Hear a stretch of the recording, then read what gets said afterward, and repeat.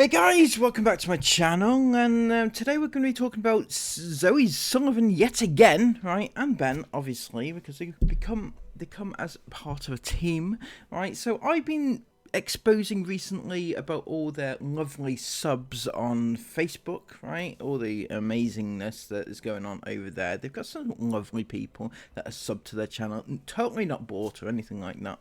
But, they are, yeah. So Zoe had a bit of a run-in with another well, I want to say fan or troll. She's putting it down as a troll, so she is not bothered about these people who are following her kids, right? Not bothered at all about those ones, but she is bothered about people who leave nasty comments. Now she has gone onto Facebook to or Instagram, to point this out, right? She says, let's talk trolls.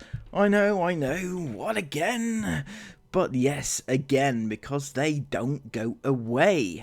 Now, there is a certain part of me that just wants to ignore them, and for the most part I do. But on the flip side of that, the more we carry it silently, the more these people get to behave like this. I'm sure you all have seen my story today, and I'll go into that in a second. If you haven't, go and have a look at the vile messages that was commented on our page.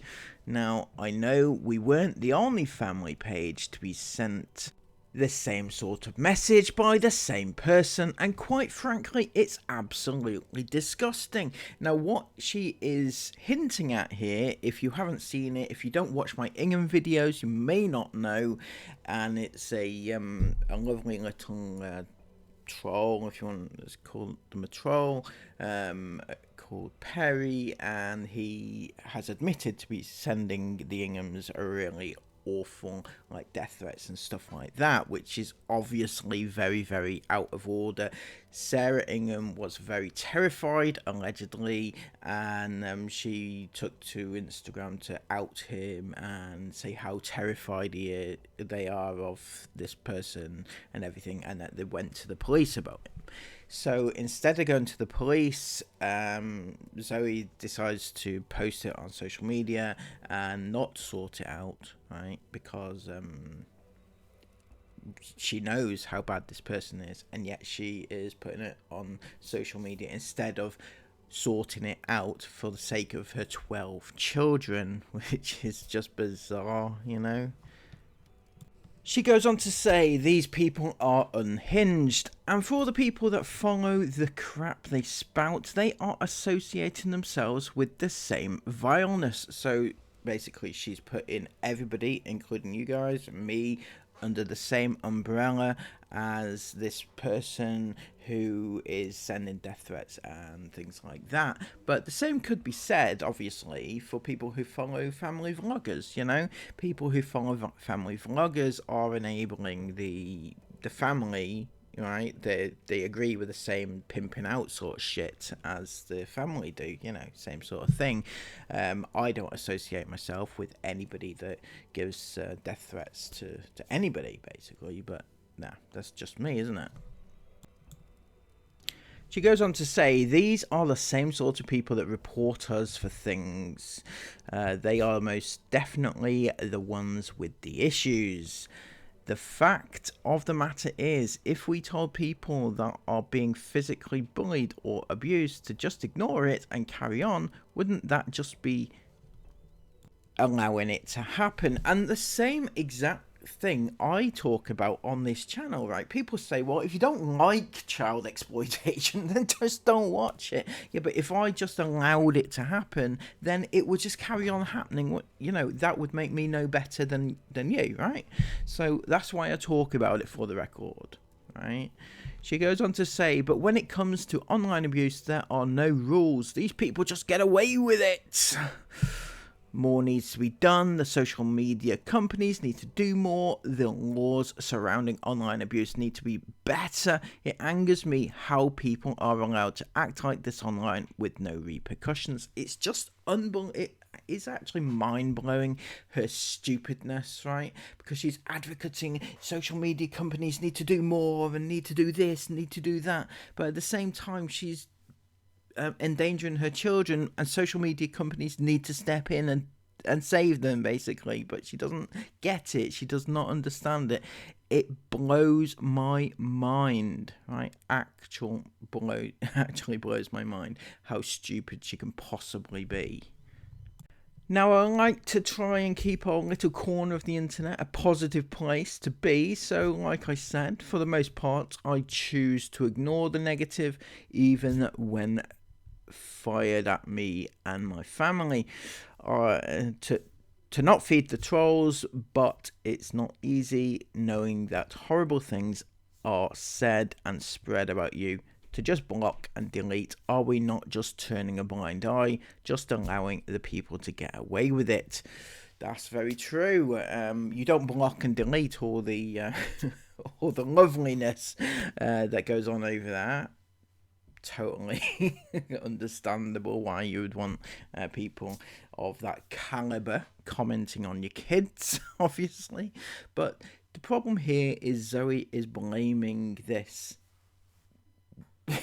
on this one person with no evidence to back it up, and I suggest that she has no evidence, period. Right? Nothing. She's just assuming that is who it is, or more likely, as we're going to get into in a second, it is them that are creating this situation. And I'll show you for why in a second, why I think that. So the comment in question is this: I hope karma brings tragedy to your children before Christmas. Now, yes, obviously that's an horrendous comment, right?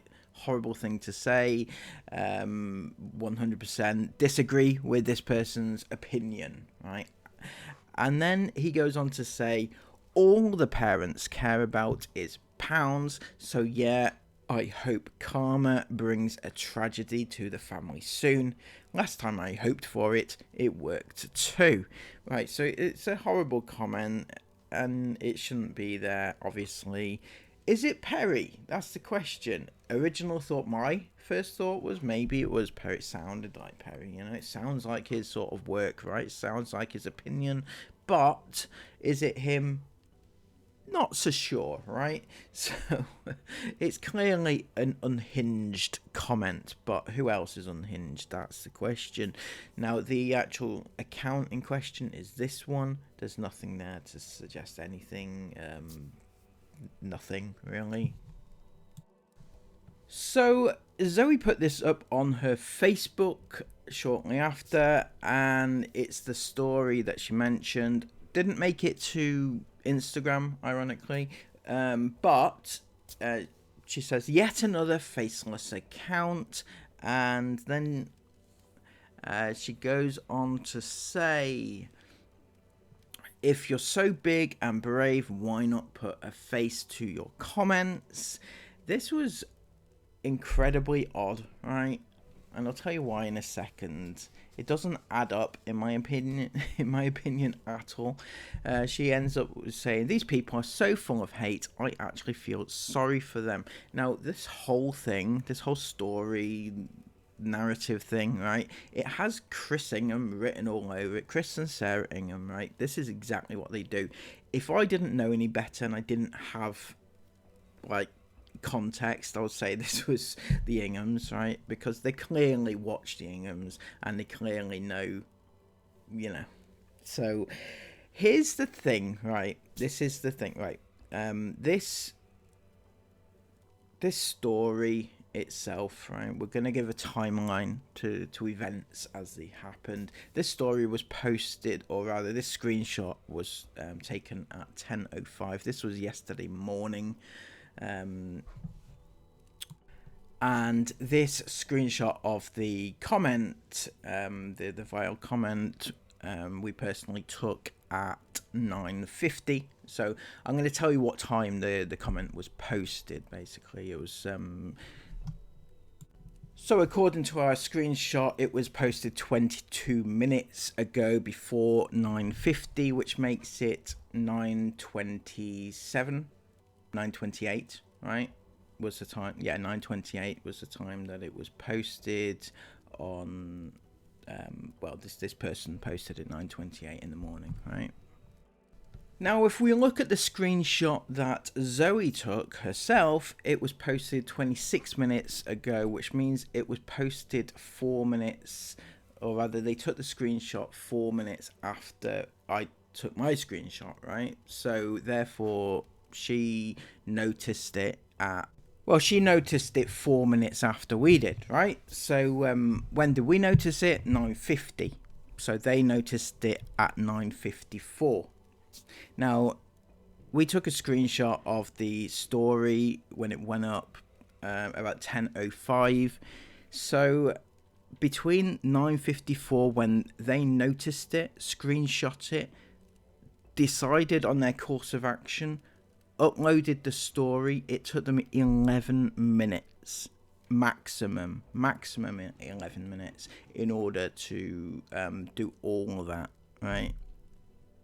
Yeah, exactly. So my thinking here is that it's a load of crap, basically, and that they've